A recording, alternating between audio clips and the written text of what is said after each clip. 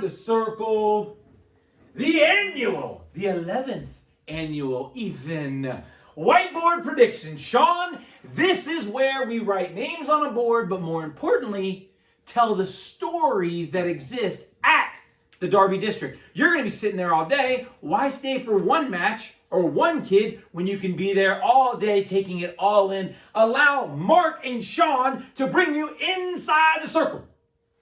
If you've been following the Darby District for the last 10 or 20 years, we've noticed that we've always had a great way to start Darby with. Yes. 106, as far as back as I can remember, has just been a great jump start to the tournaments itself. Yes. As we've always had great competition and very close matches to analyze. When at the beginning of the season, when you looked at this way, I thought it was maybe a three-way battle for lightweight supremacy. Okay. But after Newark, now I'm not so sure. But what we do have is a race within a race. I think we all know there's 3 participants that look like for the top prize, but the opportunities and the angles and the little things there to grab the last spot is probably 8 deep in a way that I think is going to be very competitive from the opening bell. I think you're in for a treat. And with that, let's take a look at the qualifiers. I'm down with that, Sean. Here we go. Dullery, Canal Winchester. Blanchard from Thomas Worthington, Haddon from Big Walnut, Perry from Watkins Memorial, Mokros from Olentangy, Russell from Westerville North, Burleson from Upper Arlington, Lawrenson from Dublin Kaufman, Blankenhorn from Mount Vernon, Welling from Delaware Hayes, Pooter from Olentangy Orange, Merrihew from Hilliard Davidson, Zinn from Grove City, Bayer Geiger, Worthington Kilbourne, Morrison from the Groveport Madison, followed by Williams from Olentangy Liberty. Sean, some of the field of 16 has been whittled down. However, there is one match that still remains. It has been hashtag Friday Night Fireworks. Talk us about it. For those of you who are just following the whiteboard predictions, we do our hashtags, and there's that match. It's somewhere on Friday night where this is going to be the match of the weight of that round to watch, as we think it's going to be him. And here at this way, we have Haddon and Perry. These guys have wrestled twice, went back and forth both times. Both of them, they're 1-1. Both of them won the match in the last second. Get a takedown there at the end, splitting these guys. Perry's coming off that huge win over Russell. I mean, huge win over the sectional tournament, coming with a lot of steam. But Haddon himself is a mean, tough kid, and me and Mark couldn't separate these. But at the end of the day, we're going to go with Perry. Okay. Coming out to the quarters there. Perry. Watkins Memorial. Old Man's Bend coming around. Sean, we now have our quarterfinals. This will take place after round 1. It'll be the second round Friday night. This is where we are. Let's talk about quarterfinal matches.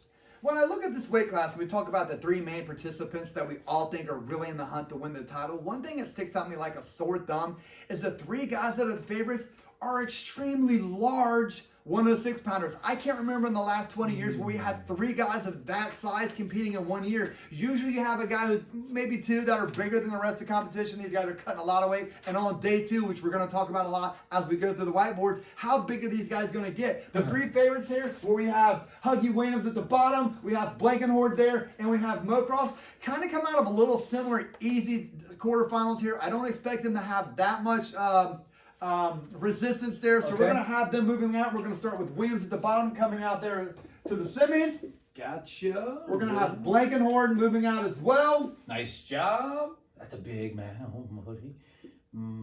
So we're going to put a petition in. Shorter names, parents, shorter names. Here we go. What about up top? Now, at the top, I think we're going to have a little bit more of competitive matches here. Okay. Lawrence and Montrose have met before there in the state duels. Montrose got the little better of him. But again, Lawrence is coming off that sectional win. He's got to feel a little bit good about himself. He's got to have a little energy coming. Plus, they're going to be in the middle of this team race. He's going to have a lot of momentum support behind him. But at the end of the day, we can't go against Mokros here. He's returning state qualifier. He's been in these tough matches. We think he'll advance out. Noted. Got him. Olentangy's there. What about this one, Sean? Dullery Perry. I'm half tempted to hashtag it, but I don't we are hashtagging this, man. Boom. This is what we call a quarter of opportunity. Where all these guys in this corner, Drew have advanced a step on the Darby podium. These are guys too. Dollar has really kind of come out of nowhere. He's been laying in the weeds there. Canal Winchester wrestles a little bit of out of the way schedule, so we don't see him as much as we do the other teams. I saw him for the first time at the Upper Arlington Sectional. He looked great to me. That was a decent field he came through for. And again, this is a guy who's wrestled at 13 a little bit this season, came down to 6. You know how I like that? You really adjust to the weight well. He's done it for a month. And besides, I've said this all. The rate of winning your sectional and becoming a state qualifier is 79.8%. That's 79.8%. And someone's going to tell me, well, that's because the good kids win sectionals. No, it's because you're coming in with momentum. Boom! Dollery is coming in with momentum. I think Canal Winchester is on the uprise, and we're going Dollery here. Dollery, Canal Winchester. Sean, here we go. This is where the non-winners end up on this side. Sean, let's bring it in. Where do you want to bring it in? From the quarterfinal cross brackets or come out here? What do we got? All right. We're going to have Haddon in the top taking on Russell. Oh, what a match. Haddon, Russell. Below that, we're going to have Lawrenson taking on Perry. And I think Lawrenson would be on the inside. Lawrenson. And he's taking on Perry. Sean, let's get him out. One more. Well, we'll start at the bottom where I think it's going to be a little easier. We're going to have Lawrenson coming out. Okay, Lawrenson coming out right here. Sean, that's Lawrenson. He will need an opponent, and we will get to that here in a second. Yes! But for now, I'm sitting here thinking in my head, where's it at? These guys are going to come out. They're going to need opponents, blah, blah, blah. We're going to start again. I think this might be a little bit of a tougher match. I believe these guys have Russell before this year, but I like Russell here. Okay, I like Russell okay. to squeeze on out. Russell. Get himself into the console. Semis. Sean, these guys are going to need opponents. They get them from the non-winners over here. Who's punching their ticket to the final? The ticket to the finals. In this spot, we're going to start in the top. I think it's going to be a little bit more straightforward. Mokros really made his way to the sectional finals this year. He was a state qualifier last year. He may have lost the battle, but I think he might have won the war in bracketing-wise. So we're going to have Mokros over Dollery. Got it. Mokros. Olentangy. Blankenhorn Williams. This is the one. Let's go. For most of you who have been watching the whiteboard predictions for the last 11 years. You know that we do not do these in any particular order. What we do is I start with the easiest ones, I work my way down to the hardest one, and there's actually, I believe, 406 total matches. 406, all the way up through heavyweight's 5th place match. Okay. And there's always one that's the 406th pick. Yes. And this is it. It's ironic that the first video you're going to see is actually my last pick because I could not separate it in my mind. And I thought this forward and backwards like a walkavator. Sideways, backwards, everything. The thing is, Huggy is very slick and explosive. Yeah. But Blankenhorn, when you look at that Mommy Bay, and last year he had heavy Derby 106 favorite havens and lukewarm state favorite havens on the ropes in the quarterfinals. They were like 5-4. And I think everybody in the stands thought Blankenhorn was going to win that match. This is a guy that just waits for you to make a mistake and he capitalizes. He's extremely strong. This guy, and Huggy's going to be big. I talked Blankenhorn. He doesn't think he'll be able to make 120 on day 2. These are two guys who are going to be extremely hard. And at the end of the day, I just think Huggy's slickness is going to out get him there. I gotcha, Williams. I think if this match would be wrestled on day 1, I might have went with Blankenhorn. I hear you. But Huggy's going to be big and hydrated, and he is going to be hard to handle on day 2. Gotcha. These guys are going to come on over. They drop straight down. Dollery will be there. Blankenhorn will be here. Sean, let's round them out now. Mount Vernon, top 6 are set. Who's going to be where? See, this is when we talk about bracketing, cross bracketing, drop down, go over here, go sideways. I think, obviously, if we could bracket the consolation semis, we would separate these two people because they've been in my head. Lawrenson has actually been my number 4 guy from day 1, and then the top 3, we all know they kind of were interchanging there. Yeah. But again, at this point, I can't get off Blankenhorn here. Okay. He's a returning state qualifier. His big win at Mommy. I mean, this kid is just never afraid at any moment. He's never going to get nervous. And I think that's going to come in handy for him. That means Lawrenson is going to drop down here. What about the top, Sean?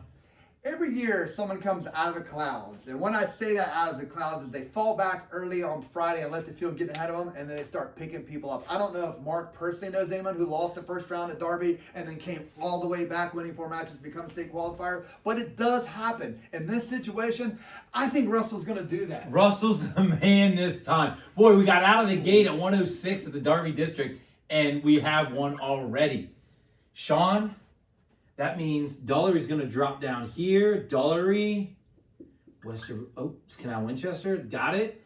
Sean, we have 5th, 3rd, 1st. Let's start at the bottom, work our way to the top. Let's talk. At the bottom, we're going to have Lawrenson getting the alternate spot.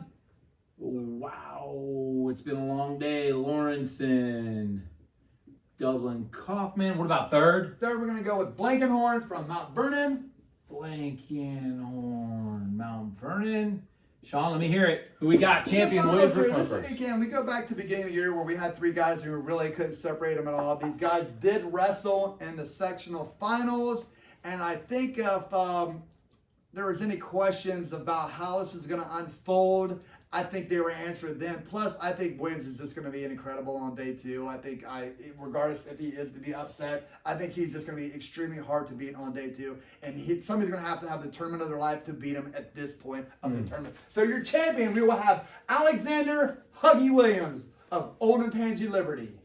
Alexander Huggy Williams. So, Sean, you're champ at 106 pounds. Alexander Huggy Williams from Olentangy Liberty, followed by runner-up Mokros from Olentangy. Blankenhorn rounding out your 3rd for Mount Vernon, and Russell, your final state qualifier from Westboro North. In 5th in the alternate spot, Dublin Kaufman's Lawrenson, and in 6th to be a district place winner, Dollery from Canal Winchester. And now you are inside the circle.